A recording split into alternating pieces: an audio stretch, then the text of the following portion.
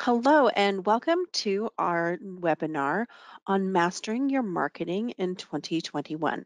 My name is Karina Watias, and I am the Director of Corporate Marketing here at ProSites, and I am excited to be with you today. So let's dive right in. One of the reasons we put this webinar together is we know that a lot of practices have had a challenging year. And we're hoping that if we can get some tips and tricks, some marketing plan, some strategies into your hands, it'll prepare your practice to grow in 2021. A lot of us here went to school for marketing, and that's not what you went to school for. So if we can use our experience to help build your practice this year, we're hoping that that helps you prepare to face anything that might be coming towards you. So let's get started.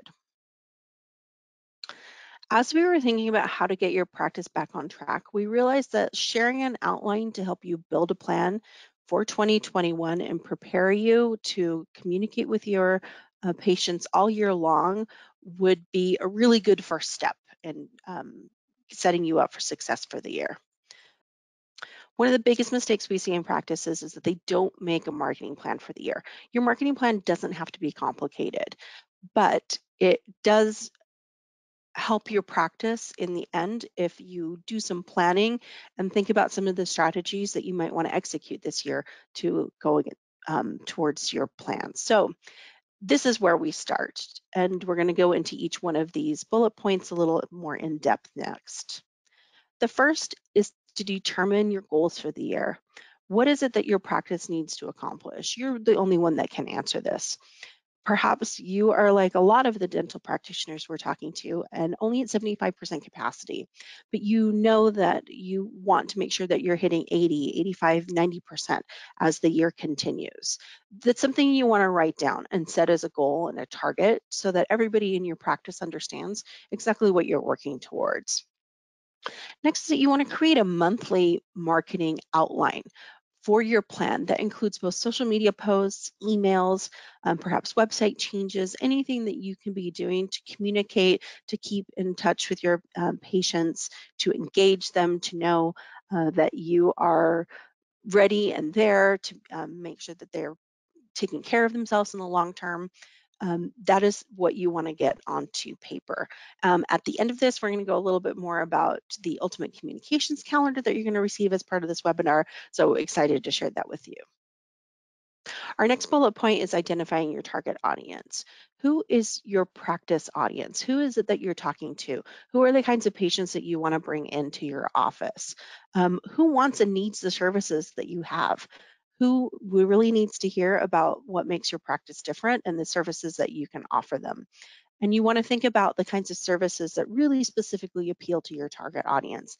Things like cosmetic dentistry, or if you're a pediatric practice, thinking about all of those details that might make one of your patients, or in this case, your patient's caretakers, want to book an appointment with your practice instead of somebody else's.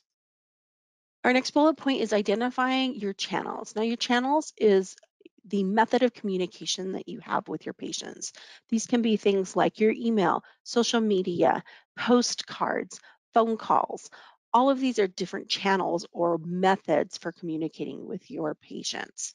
So, how often are you emailing your patients? Is it at least once a quarter? Are you already planning on postcards and mailed reminders?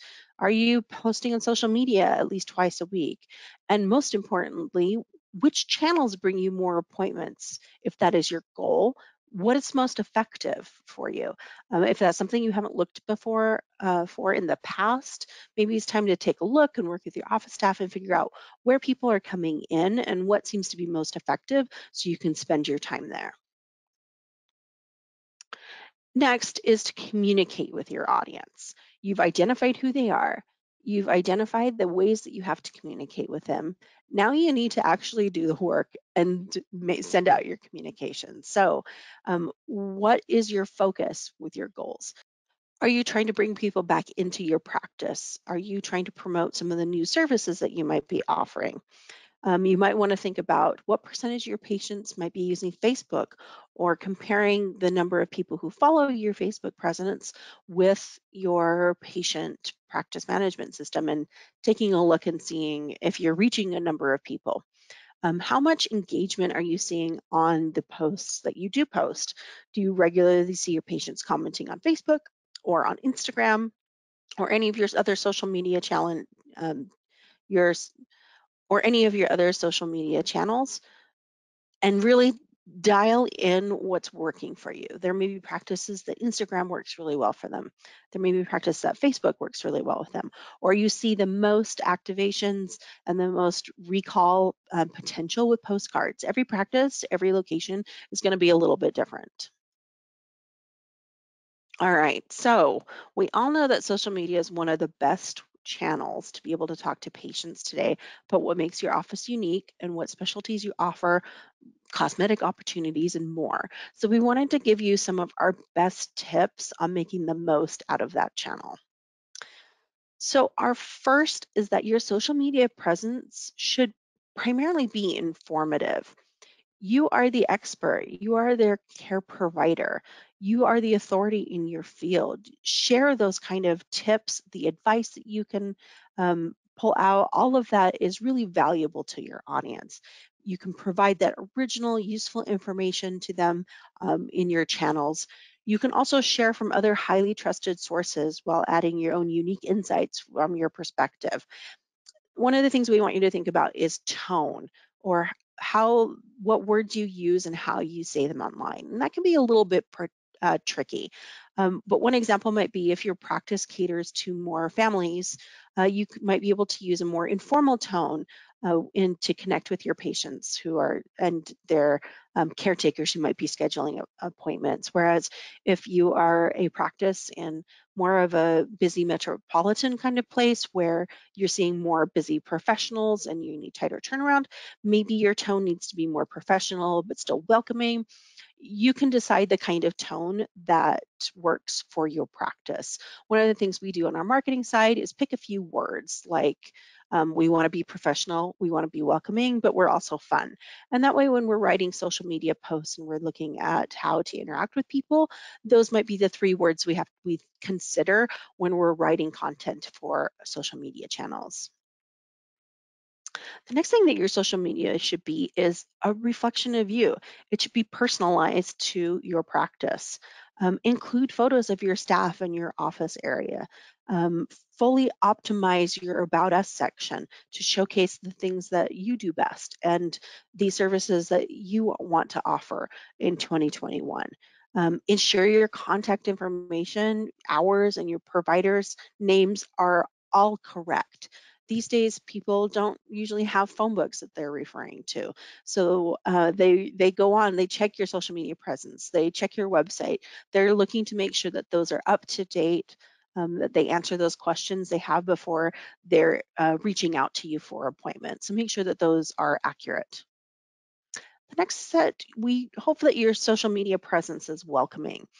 Sharing pictures of your practice so new patients know what to expect. And although the bulk of your content can be informative and dental focused, go ahead and share the occasional funny or inspirational post if that's something that you think is reflective of your practice. And one of the trickier things is don't be surprised if unrelated content actually gets shared more often.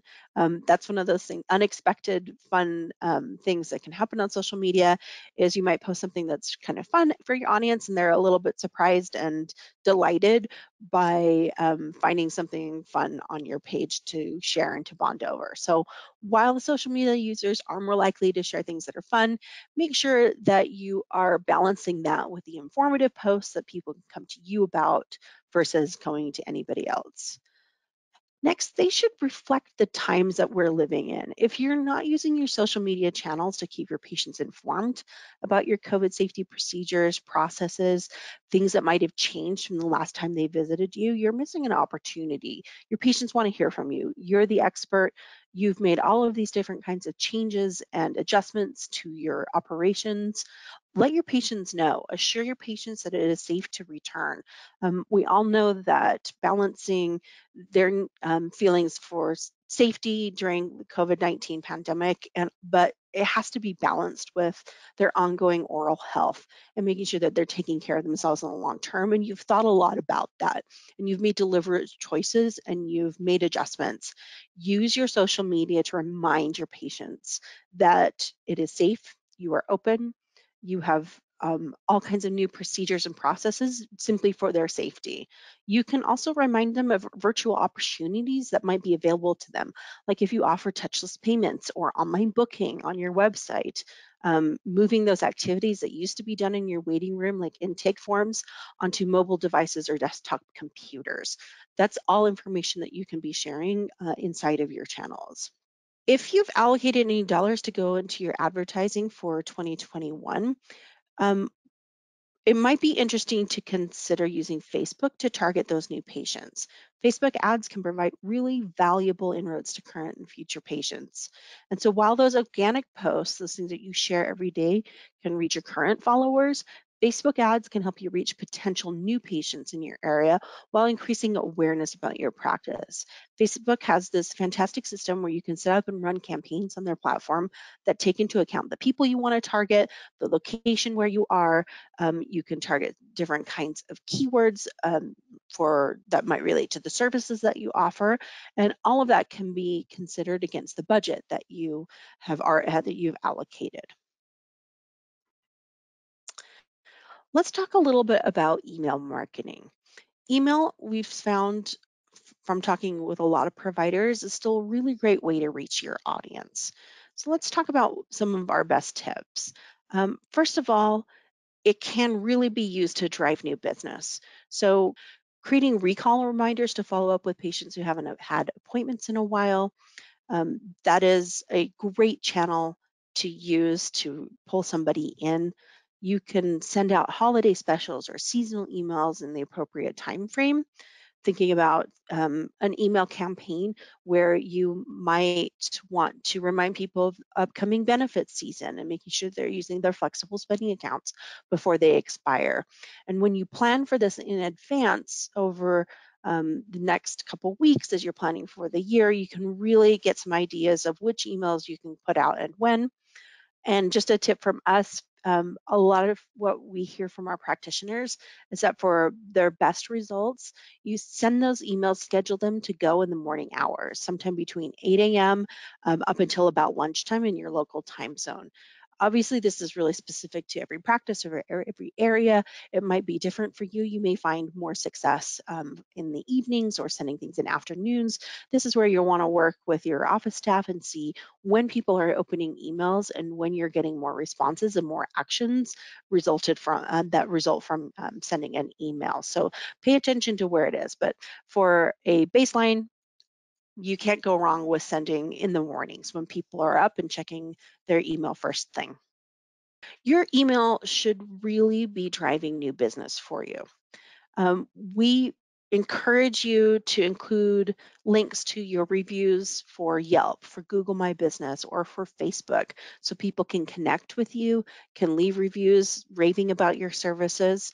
You might want to consider creating a referral program and sending a little, a paragraph or a sentence with every email that you send that provides some sort of gift card or other reward for referring a friend, and you can just inform patient about that in your email signature or anywhere else in the email. And we do recommend that you can dedicate 1 or 2 emails a year that highlight your referral program.